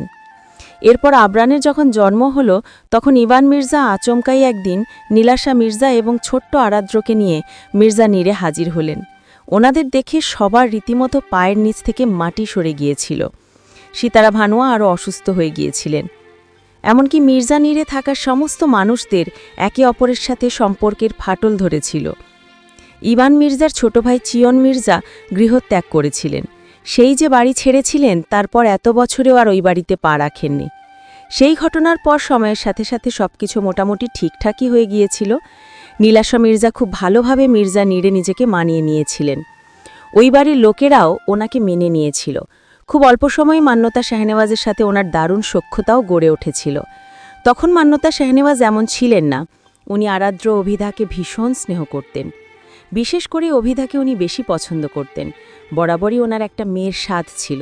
পরপর 2 ছেলে হওয়ার পর যখন উনি অভিধার সান্নিধ্য পেয়েছিলেন, তখন ওনার মেয়ের জায়গাটা অভিধাই পূরণ করেছিল। কিন্তু নীলাশা মির্জার মৃত্যুর পর সবকিছু কেমন উল্টে পাল্টে গেল। অভিধা সবার চক্ষুশূল হয়ে গেল। ওর স্বভাবও ধীরে ধীরে উগ্র হতে লাগল। এর মধ্যে ফারহান শেহনেওয়াজ অন্তিহাকে দত্তক নিলেন। স্বভাবত অন্তিহা বেশ মিষ্টি এবং বাধ্য মেয়ে ছিল। ও আসার পর মান্যতা শেহনেওয়াজ ওকে নিয়েই ব্যস্ত হয়ে গেলেন। অজান্তেই উনি অভিধার অন্তিহার মধ্যে কম্পেয়ার শুরু করলেন। ওনার মনে হতে লাগল অভিধা একটু বেশি বেয়াদব স্বভাবের। বয়স যত বাড়ল, তত অভিধার রকচটা স্বভাবের হয়ে গেল। আর মান্যতা শেহনেওয়াজও ওকে মারাত্মক অপছন্দ করা শুরু করলেন। কিন্তু ফারহান শেহনেওয়াজের কাছে অভিধা বরাবরই আদরের ছিল। উনি আবরান, অন্তিহা, ওদ্রিকের থেকেও বেশি প্যাম্পার করতেন। অভিধার এমন কোনো আবদান নেই যেটা উনি পূরণ করতেন না। এটা নিয়ে মান্যতা শেহনেওয়াজের সাথে ওনার মাঝে মধ্যে বেশ ঝামেলাও হতো। কিন্তু অভিধার প্রসঙ্গে উনি কারোর তোয়াক্কা করতেন না। বছর 3 আগের ঘটনা। তখন অভিধার সদ্য ক্লাস 9-এ উঠেছে। হঠাৎ করেই ও একদিন ফারহানের কাছে আবদার করে বসল ড্রাইভিং করা শিখবে। ফারহান শেহনেওয়াজ প্রথমে মানা করেছিলেন, কিন্তু অভিধা জেদ ধরল, বলল ওকে ড্রাইভিং না শেখালে ও খাওয়া দাওয়া বন্ধ করে দিবে। ওর জেদের কাছে হার মানলেন ফারহান শেহনেওয়াজ। ভেবেছিলেন ওকে শুধু ড্রাইভিং করার টুকিটাকি কলাকৌশল শিখিয়ে ভুজুং ভাজুং দিয়ে বাড়িতে নিয়ে আসবেন। কিন্তু হাইওয়েতে ওঠার পর টের পেলেন ওনার গাড়ির ব্রেক কাজ করছে না। ব্যস্ত রাস্তায় দিশেহারা হয়ে গিয়েছিলেন। উপায়ন্ত না পেয়ে অভিদাকে বাঁচাতে ওকে ধাক্কা দিয়ে গাড়ি ফেলে দেন। অভিদা ছিটকে গিয়ে রাস্তার একপাশের শুকনো মাটিতে আছড়ে পড়ে। নিজেকে সামলে যতক্ষণে উঠে দাঁড়িয়েছিল ততক্ষণে চলন্ত একটা ট্রাকের সাথে ফারহান শাহনেবাজের গাড়ির সংঘর্ষ হয়ে গিয়েছিল। চোখের পলকের মধ্যেই গাড়িটি ছিটকে কয়েক ফুট দূরে গিয়ে উল্টে পড়েছিল। পুরো ঘটনাটা অভিদা হতবুদ্ধির মতো দাঁড়িয়ে থেকে নিজ চোখে দেখেছিল। ওর করার মতো কিছুই ছিল না তখন। সেই ঘটনার পর ফারহান শাহনেবাজ প্রাণে বেঁচেছিলেন ঠিকই, কিন্তু ওনার শরীরের সমস্ত অঙ্গপ্রত্যঙ্গ ড্যামেজ হয়ে গিয়েছিল। চিকিৎসার জন্য প্রচুর টাকার প্রয়োজন ছিল, কিন্তু তখনই আরেকটা খারাপ খবর আসে। জানা যায় ফারহান শাহনেবাজ ওনার সমস্ত সম্পত্তি, টাকা পয়সা, বিজনেস শেয়ার সবকিছু ওনার সৎ ভাইদের নামে লিখে দিয়েছেন। খবরটা শোনার পর আবরানের মাথায় রীতিমতো আকাশ ভেঙে পড়ে। ফারহানের সাইন করা উইল দেখিয়ে আইনের সাহায্যে আবরানের চাচারা সমস্ত সম্পত্তি, টাকা পয়সা সবকিছু নিজেদের দখলে নিয়ে নেয়। শাহনেবাজ নিবাস সিতারা ভানুর নামে ছিল, তাই ওই বাড়িটা ব্যতীত সবকিছুই আবরানদের হাতছাড়া হয়ে যায়। মান্যতা শাহনেবাজ তখন একেবারে অসহায় হয়ে গিয়েছিলেন। ভেবেছিলেন বাড়িটা বিক্রি করে ফারহান শাহনেবাজের ট্রিটমেন্ট করাবেন, কিন্তু সিতারা ভানু সাফ জানিয়ে দেন ওনার ছেলেদের এত কষ্টে বানানো বাড়ির একটা ইটও উনি কাউকে বিক্রি করতে দেবেন না। অবশেষে ইমান মির্জা ফারহান শাহনেবাজের ট্রিটমেন্টের যাবতীয় সমস্ত খরচ বহন করেছিলেন। সিদ্ধান্ত নিয়েছিলেন ফারহান সুস্থ হওয়ার আগ পর্যন্ত ওই পরিবারের সমস্ত খরচ উনিই দেবেন। কিন্তু আবরান এবং মান্যতা প্রখর আত্মমর্যাদা সম্পন্ন মানুষ, ওনারা সাফ মানা করে দেন। ফারহান একটু সুস্থ হওয়ার পরপরই ওনাকে হসপিটাল থেকে নিয়ে বাড়িতে চলে আসেন। আবরান একা ওই সংসারের পুরো দায়িত্ব নিজের কাঁধে তুলে নেয়। অন্তিহাও লেখাপড়ার পাশাপাশি টিউশনি করা শুরু করে। মান্যতাও যথেষ্ট এডুকেটেড ছিলেন, তাই উনিও বাসায় বসে কিছু বাচ্চাদের টিউশনি করানো শুরু করেন। সেই থেকে এভাবেই ওনাদের সংসার চলছে। ফারহান শাহনেবাজ উন্নত চিকিৎসা পেলে হয়তো আরেকটু তাড়াতাড়ি সুস্থ হয়ে উঠতেন, কিন্তু মান্যতা শাহনেবাজ কারও হেল্প নিতে নারাজ। সিতারা ভানু চেয়েছিলেন ওনার একটা জমি বিক্রি করে ফারহান শাহনেবাজের ট্রিটমেন্ট করাবেন, কিন্তু মান্যতা তাতেও রাজি নন। ওনার ভাষ্যমতে ওই জমিগুলো সিতারা ভানুর বৃদ্ধ বয়সের সাহারা, সেগুলো উনি কিছুতেই নিতে পারেন না। এই ছাড়াও আরেকটা কারণ আছে। মান্যতা ওনার স্বামীর এই অবস্থার জন্য অভিবাকেই দায়ী করে, কিন্তু বাকিদের ভাষ্যমতে ফারহান শাহনেবাজের গাড়ির ব্রেক আগে থেকেই ফেল ছিল, তাই উনি যখনই গাড়ি নিয়ে বের হতেন তখনই ওনার অ্যাক্সিডেন্ট হতো। অভিদার দুর্ভাগ্য যে ও সেদিন ওখানে উপস্থিত ছিল, তাই সব দোষ ওর ঘাড়ে পড়েছে। কিন্তু সবার এই থিওরি মানতে নারাজ মান্যতা শাহনেবাজ। যদিও আন্দাজ করা যায় সম্পত্তির লোভে আবরানের চাচারা ব্রেন খাটিয়ে এই সূক্ষ্ম প্ল্যানটা করেছিলেন, তবে এটা নিতান্তই সবার ধারণা মাত্র। এই বিষয়ে কারো কাছে কোনো প্রমাণ নেই, তাই তো অপরাধীরা বুক থিতিয়ে খোলা হাওয়ায় ঘুরে বেড়াচ্ছে, পরিবার নিয়ে আভিজাত্যপূর্ণ জীবন কাটাচ্ছে, আর 3 বছর যাবৎ তাদের অন্যায়ের দোষারোপ বয়ে বেড়াচ্ছে নির্দোষ একটা মেয়ে। শাহনেবাজ নিবাসের গণ্ডির বাইরে পা রাখতেই আবরানের ভ্রুজুরা কুচকে এলো। মেজানিরের সামনে পরপর সারিবদ্ধভাবে 3টা গাড়ি রাখা, সেগুলো ঘিরে দাঁড়িয়ে আছে ডজন খানেক লোক। সারির প্রথমে থাকা গাড়ির বনেটের সাথে হেলান দিয়ে দাঁড়িয়ে আছে আরাদ্র। ওর সমস্ত মনোযোগ এই মুহূর্তে ফোনের দিকেই নিবদ্ধ। আবরান এগিয়ে গেল। এত লোকজন কিসের জন্যে? একটা জঙ্গলি প্রাণীকে ধরতে যাচ্ছি, বলা তো যায় না কখন কি করে বসে। তাকে কন্ট্রোল করে নিয়ে আসার জন্যে এনাদের যাওয়াটা অত্যন্ত জরুরি। ফোনের দিকে দৃষ্টি রেখেই নির্লিপ্ত ভঙ্গিতে কথাটা বলে উঠল আরাদ্র। এরা গিয়ে কি করবে? অভি আসতে না চাইলে ওর হাত পা ধরে ওকে টেনে হিচড়ে নিয়ে আসবে? এতগুলো পুরুষ মানুষ ওর গায়ে হাত দিবে, এটাই তুই চাস? আরাদ্র থমকাল, গলা খেকানি দিয়ে নড়ে চড়ে দাঁড়ালো। ফোনটা পকেটে রেখে সিরিয়াস ভঙ্গিতে জিজ্ঞেস করল, এছাড়া বেটার কোনো অপশন আছে তোর কাছে? আবরান প্রত্যুত্তর করল না, এগিয়ে গিয়ে লোকগুলোর মুখোমুখি দাঁড়ালো। এখানে আপনাদের প্রয়োজন নেই, আপনারা ফেরত যেতে পারেন। কিন্তু ইভান স্যার বলেছে। লোকটাকে পুরো কথা সম্পূর্ণ করতে দিল না আবরান। আঙ্কেলের সাথে আমি কথা বলে নিব। তাছাড়াও ওখানে আমরা কোনো চোর ডাকাত ধরতে যাচ্ছি না। যাকে আনতে যাচ্ছি সে ইভান মির্জার মেয়ে। আঙ্কেল নিশ্চয়ই চাইবে না তার মেয়েকে আপনারা আঘাত করুন অথবা স্পর্শ করুন। অভিদা চঞ্চল স্বভাবের, আপনাদের দেখলে কোনোভাবেই ও শান্ত থাকবে না, আপনাদের আঘাত করতে চাইবে। এতে উল্টে বিশৃঙ্খলা সৃষ্টি হবে, তাই আপনাদের ফিরে যাওয়াটাই মঙ্গল। লোকগুলো আবরানের কথাটা বুঝতে পারল, তাই এক মুহূর্ত দেরি না করে নিজ নিজ গাড়ি নিয়ে ওখান থেকে প্রস্থান করল। আরাদ্রে এগিয়ে এসে আবরানের পাশাপাশি দাঁড়ালো। সবাইকে পাঠিয়ে তো দিলি, এবার ওই টর্নেডোকে ফিরিয়ে আনবি কিভাবে? সেটা তোকে ভাবতে হবে না, আমি ওকে ম্যানেজ করে নিব। তুই শুধু নিজের হাত পাগুলোকে সংযত রাখিস। চেষ্টা করব, তবে গ্যারেন্টি দিতে পারছি না। ও যতক্ষণ ভদ্র থাকবে আমার হাত পাও ঠিক ততক্ষণ স্থিতিশীল থাকবে। আরাদ্রের কথায় চরম বিরক্ত হলো আবরান। এটাও বেশ ভালো করেই বুঝে গেল আরাদ্র ওখানে গিয়ে কিছু না কিছু ঘটাবেই। ওদের কথাবার্তার মধ্যেই অন্তিহা ছুটে এসে ওখানে হাজির হলো। বার কয়েক ঘন ঘন নিঃশ্বাস নিল। সরি দা ভাই, রেডি হতে গিয়ে একটু লেট হয়ে গেল। আরাদ্র ভ্রু কুচটো তাকালো ওর দিকে। এটাকে কেন সাথে করে নিয়ে এসেছিস? আমাদের সাথে যেতে চাইল। আর অমনি তুই রাজি হয়ে গেলি? যাদেরকে এই মুহূর্তে দরকার তাদেরকে ফেরত পাঠিয়ে দিলি, আর এখন কিনা বাঁধকে আনতে বান্দরের এই লেজটাকে সাথে করে নিয়ে যাচ্ছিস। তোর মাথায় কি চলছে বলতো? আবরান কিছু বলতে যাবে, তার আগে অন্তিহা বিরক্তি ভরা কঞ্চে বলে উঠল, আমি ওখানে গেলে আপনার প্রবলেম কি? আরাদ্র তীক্ষ্ণ দৃষ্টিতে তাকালো ওর দিকে। ঝড়ের গতিতে এগিয়ে গিয়ে ওর গাল চেপে ধরল। অন্তিহা ভীত হলো, চোখ পিটপিট করে আরাদ্রের দিকে তাকালো। আরাদ্র ওর কানের কাছে মুখ নিয়ে চিবিয়ে চিবিয়ে বলল, আমার কোনো প্রবলেম নেই, কিন্তু তুই যদি ওখানে গিয়ে কোনো রকম প্রবলেম ক্রিয়েট করিস তাহলে তোর জন্যে বিশাল বড় প্রবলেম হয়ে যাবে। অন্তিহা আরাদ্রের কথার মানে না বুঝলো, এইটুকু বুঝলো আরাদ্র ওকে হুমকি দিয়েছে। পিছন থেকে আবরান গলা খ্যাকানি দিল। এবার যাওয়া যাক। কথাটা বলে আবরান ওদের প্রত্যুত্তরের অপেক্ষা না করে নিজেই ড্রাইভিং সিটে গিয়ে বসে পড়ল। আরাদ্র অন্তিহার হাত চেপে ধরে ওকে নিয়ে ব্যাক সিটে বসিয়ে দিল। খানিকটা চাপা স্বরে হুমকি দিয়ে বলল, ওখানে গিয়ে কোনো রকম গন্ডগোল করবি না, চুপচাপ মুখে আঙুল দিয়ে দাঁড়িয়ে থাকবি, এর অন্যথা হলে তোর কপালে দুঃখ আছে। কথাটা বলে আরাদ্র শব্দ করে গাড়ির ডোরটা বন্ধ করে দিল। অন্তিহা কেঁপে উঠল, অভিমানে ঠুট ফোলালো। কোনো মানুষ তার প্রেমিকার সাথে এতটা কঠিন হতে পারে? প্রেমিকরা তো রোম্যান্টিক হয়, প্রেমিকাকে সবসময় মিষ্টি মিষ্টি কথা বলে, যত্ন করে, আগলে রাখে, প্যাম্পার করে, অথচ আরাদ্র সবসময় ধমকের উপরেই রাখে। ওর সাথে মিষ্টি করে কথা বলা তো দূর, আজ অবধি আরাদ্রকে কখনো ও মিষ্টি করে কথা বলতেই শুনেনি। এরকমই যখন করবে তখন প্রপোজ করেছিল কেন? মাস 6 আগের ঘটনা। সকালবেলা অন্তিহা নিজের রুমে বসে পড়ছিল। এর মধ্যে আচমকাই আরাদ্র রুমের ভিতরে ঢুকে দরজা আটকে দিল। অন্তিহা খানিকটা থতমত খেয়ে গেল। দরজা আটকে কথা বলার মতো ক্লোজ সম্পর্ক কখনই আরাদ্রের সাথে ওর ছিল না। দেখা হলে ব্যাস মাঝে মধ্যে হাই হ্যালো টাইপ টুকিটাকি কথাবার্তা হতো, তাও যথেষ্ট দূরত্বে দাঁড়িয়ে। অন্তিহা খুব একটা টকেটিভ না, ভীষণ শান্ত স্বভাবের মেয়েও, আর আরাদ্রেরও আগ বাড়িয়ে কারোর সাথে কথা বলার অভ্যেস নেই। ফলস্বরূপ এত বছর পাশাপাশি বাড়ি থাকার পরেও দুজন একে অপরের কাছে সম্পূর্ণ অচেনা ছিল। আরাদ্র সেদিন হঠাৎই ওরা এতটা কাছে এসেছিল, কোনো রকম ভনিতা না করে বলেছিল, তোকে আমি ভালোবাসি অন্তি। ভেবেছিলাম গ্র্যাজুয়েশন কমপ্লিট হওয়ার আগ পর্যন্ত এসব প্রেম ভালোবাসার চক্করে জড়াবো না, কিন্তু আজকাল তোর থেকে দূরে থাকাটা আমার পক্ষে অসম্ভব হয়ে দাঁড়িয়েছে। আমার ভালো থাকার জন্যে তোকে আমার প্রয়োজন, ভীষণ প্রয়োজন। আরাদ্রের কথা শোনার পর অন্তিহা রীতিমতো ভ্যাবাচাকা খেয়ে গিয়েছিল। ওর পায়ের নিচের ভিত আলগা হয়ে এসেছিল।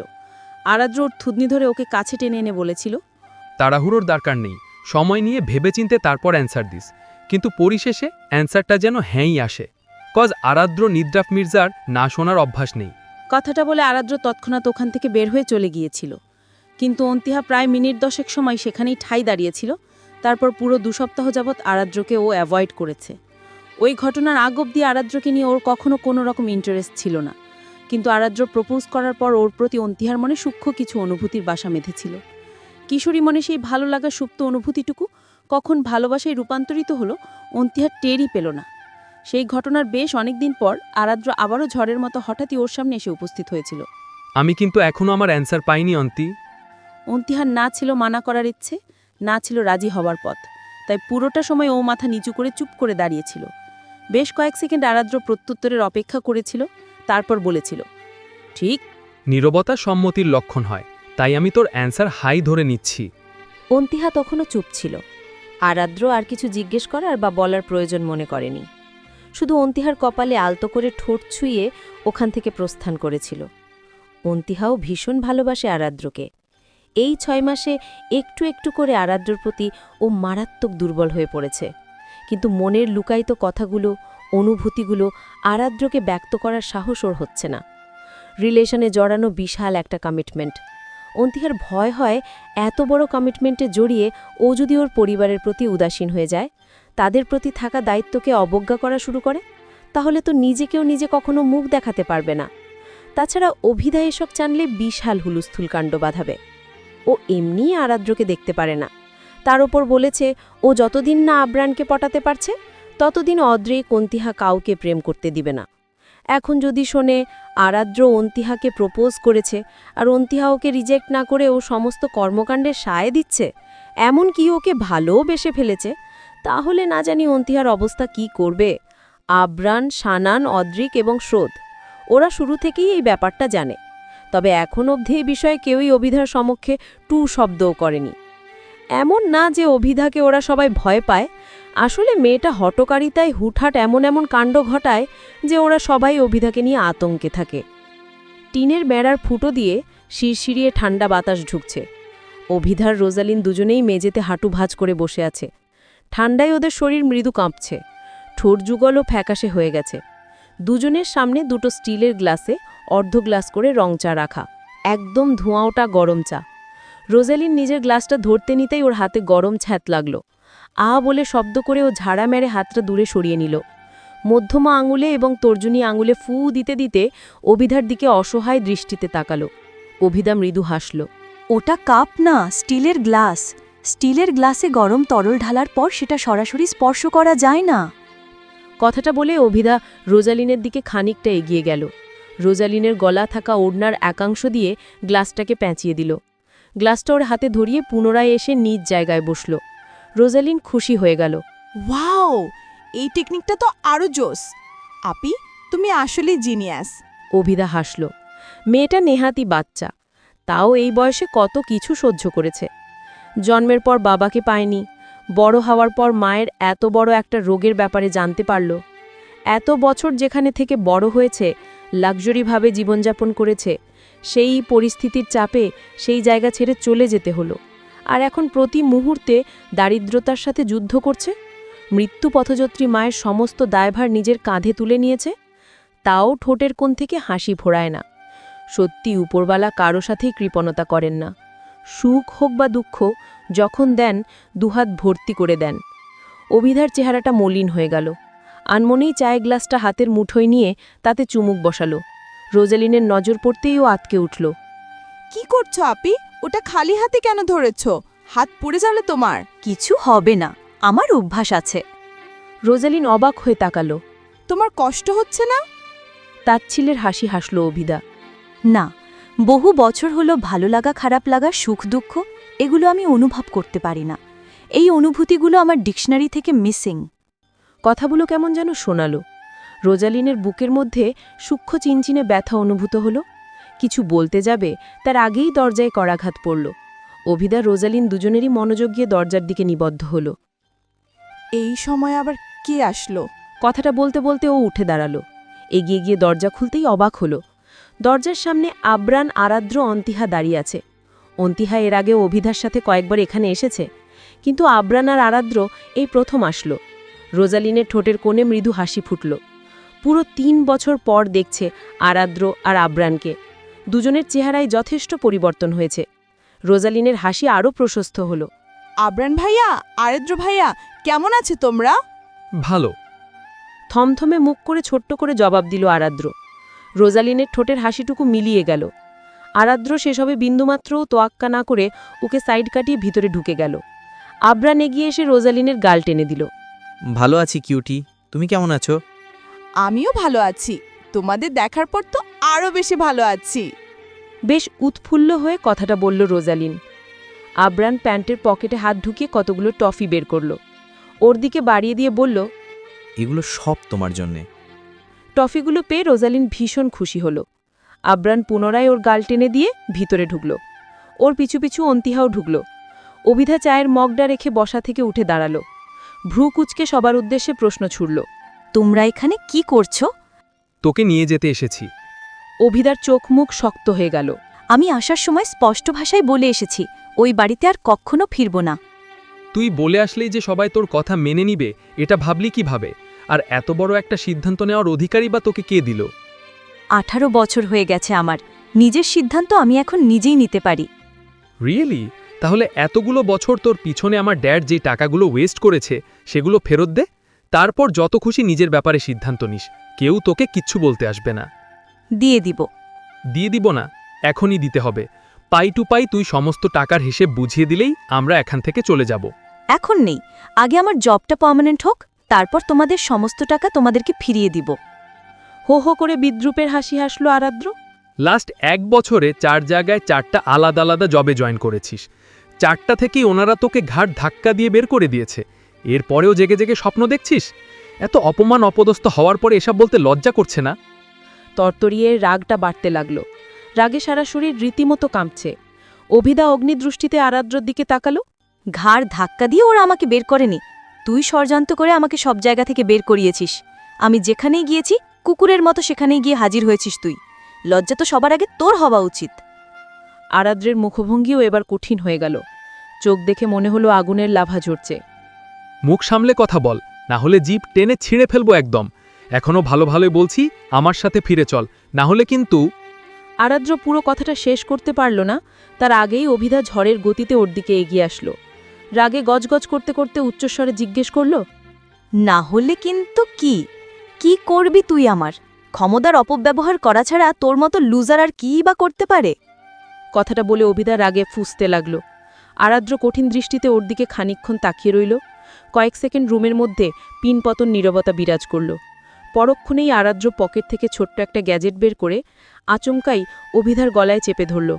বৈদ্যুতিক শকডের মতো অনুভূতি হল অভিধার। ও সমস্ত শরীর ঝাঁকুনি দিয়ে উঠল। মুহূর্তের মধ্যেই চোখের সামনে সবকিছু অন্ধকার হয়ে আসলো। সেকেন্ডের ব্যবধানে ও শরীরের ভারসাম্য হারিয়ে ফ্লোরে পড়ে গেল। অন্তিহার রোজালিন দুজনেই ছুটে এসে অভিধার পাশে হাঁটু ভাঁজ করে বসল। অন্তিহা কয়েকবার অভি বলে ডাকল, কিন্তু ও কোনো রকম রেসপন্স করল না। অন্তিহার হাত পা শীতল হয়ে আসলো। ও কাপা কাপা হাতে দুটো আঙ্গুল অভিধার নাকে ছোঁয়াল। কয়েক সেকেন্ডের জন্য থমকে গেল। নিঃশ্বাস চলছে না ওর?